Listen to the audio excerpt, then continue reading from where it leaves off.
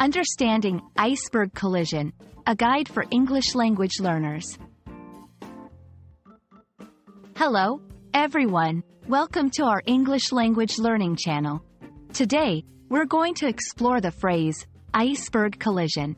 This might sound like a straightforward term, but there's more to it than meets the eye. Understanding such phrases is key to mastering English, and I'm here to help you do just that. So, let's dive in. Before we delve into the specific meaning of iceberg collision, let's break down the phrase. Iceberg refers to a large mass of ice that has broken off from a glacier or ice shelf and is floating in open water. Collision means the act of two or more objects hitting each other with force. When we combine these words, we get a literal meaning, the event of an iceberg striking another object. The phrase, iceberg collision, gained historical significance due to the tragic sinking of the Titanic in 1912. The Titanic, a massive passenger ship, collided with an iceberg, leading to a catastrophic event in maritime history. Understanding this context helps in grasping the gravity and seriousness often associated with the phrase.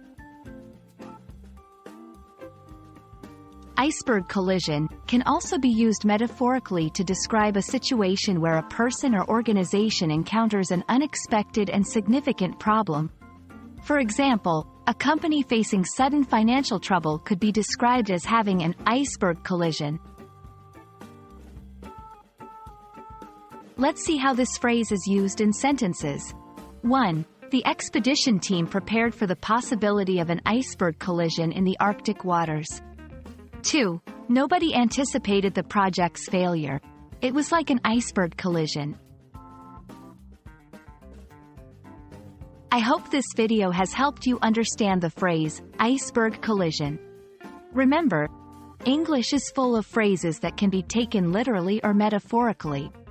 Understanding both contexts enriches your comprehension and usage of the language. Thank you for watching, and keep practicing.